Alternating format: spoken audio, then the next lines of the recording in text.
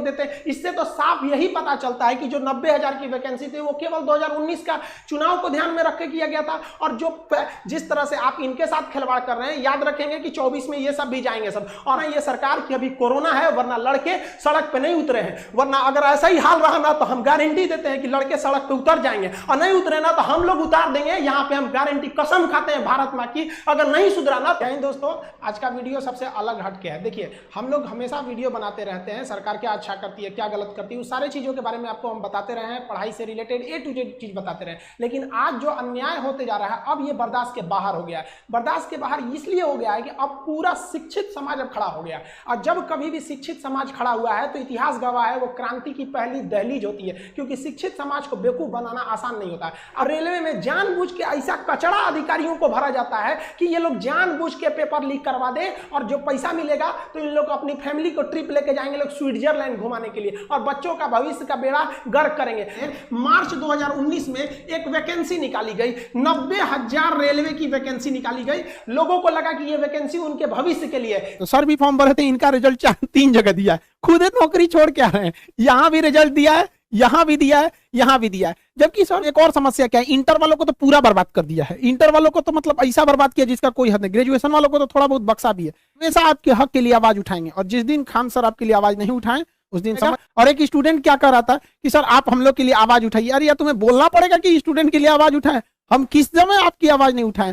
जब भी आपके साथ कोई समस्या होगी, हमेशा आपके साथ खड़े रहेंगे, हमेशा आपके हक के लिए आवाज उठाएंगे। और जिस दिन खान सर आपके लिए आवाज नहीं उठाएं उस दिन समझ जाइए कि ऊपर वाले ने खान सर को उठा लिया। हम लोग बहुत जल्दी इसको वेल तरीके से सारे टीचर्स के साथ हम भी सबको कॉल कर रहे हैं कि आगे क्या रणनीति है, इसको कैसे सुधारा जाएगा, सुधार के हम लोग लिया जाएगा। चलता है कि जो 90,000 की वैकेंसी थी वो केवल 2019 का चुनाव को ध्यान में रख के किया गया था। और जो पहले से जो ट्रैक रिकॉर्ड आ रहा है, अगर उस हिसाब से अगर हम बात करें तो ये जो 90,000 रेलवे की वैकेंसी है, ये 2024 के इलेक्शन तक जाके ये उसको फाइनल किया जाएगा। यानी अब हिंदुस्तान में एक ट्रेंड बन चुका है कि एक वैकेंसी से आप दो एकदम बढ़िया से चुनाव जीत सकते हैं। इन लोग को ये नहीं समझ में आता है कि स्टूडेंट की लाइफ के साथ खेलना एकदम घातक है, क्योंकि एक बार अगर युवा बिगड़ गया ना तो फिर संभालना मुश्किल है। तलवारों के साए पर इतिहास हमारा बनता है, जिस ओर जवानी चलती है उस ओर जमाना चलता है। गवर्नमेंट को नहीं भूलना चाहिए कि ये युवा ही है जिन्होंने इस सरकार को फर्श पे पड़ी थी, इसे उठाकर अर्श पे पहुंचा दिया।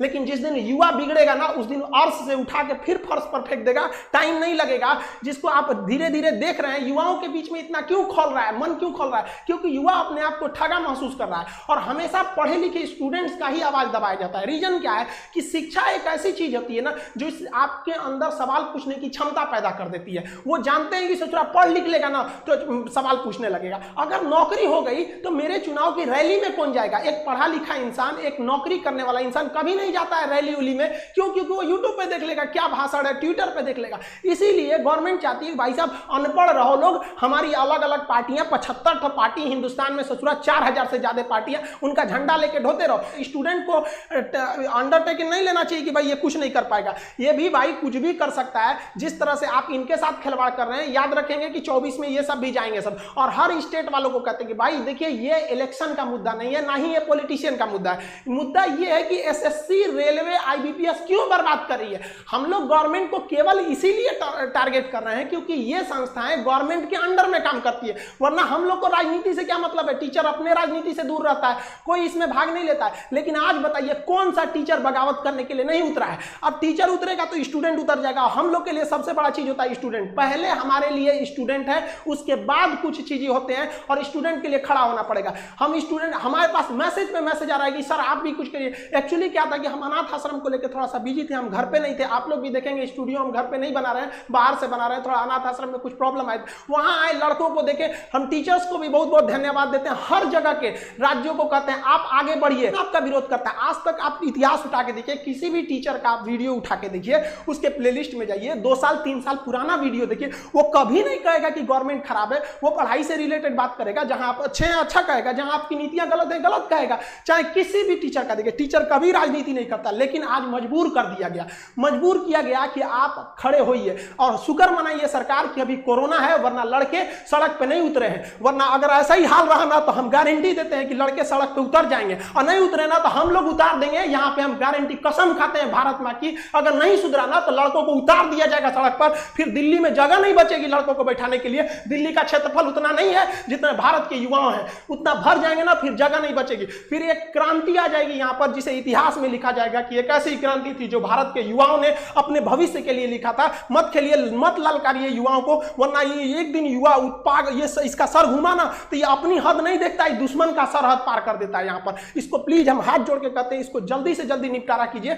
ऐसे समझ, ये एकदम ज्वलंत मुद्दा है, लड़का कहां जाएगा। और कोरोना के बीच में तो सबके मन में एक भावना पैदा कर दिया है कि कोरोना जैसे आपातकाल में एक घर में एक सरकारी नौकरी का होना जरूरी था, इसीलिए लड़का तैयारी कर रहा है कि प्राइवेट वालों का जॉब चला गया, जिनकी सरकारी थी कम से कम कुछ तो मिल रहा था वहां पर। आप खिलवाड़ किए जा रहे हैं, एसएससी, रेलवे, ये कि आप किसी भी टीचर को देखिए, कोई टीचर चुप नहीं होगा। आप भले कुछ भी कहिए, एंटी नेशनल कह दीजिए, कुछ भी कह दीजिए, हम लोग को नक्सलाइट कह दीजिए, कोई दिक्कत नहीं है। आप लड़कों को रोजगार दीजिए और रोजगार मांगेंगे, ये हमारा अधिकार है। अगर अधिकार मांगना बगावत है तो समझो कि हम बागी हैं। आप समझिए, हर टीचर कोई मजबूरी में आया है, कोई टीचर को शौक नहीं लगाता है कि गला फाड़े, उसको पढ़ाने से फुर्सत नहीं मिला रहता है। हम सारे स्टूडेंट को कहते हैं, आप जो भी कमेंट करें, जो भी हैशटैग चलाएं, उसमें दो चीजों का ध्यान दें। कहीं भी हिंसा को बढ़ावा देने वाला काम न करें और अभद्र भाषा का प्रयोग न करें, क्योंकि अगर इस तरह का प्रयोग करेंगे तो फिर सरकार को एक बहाना मिलेगा आपके इस आंदोलन को कुचलने का। आप एकदम अहिंसक रूप से, एकदम सभ्य तरीके से अपना विरोध दिखाएंगे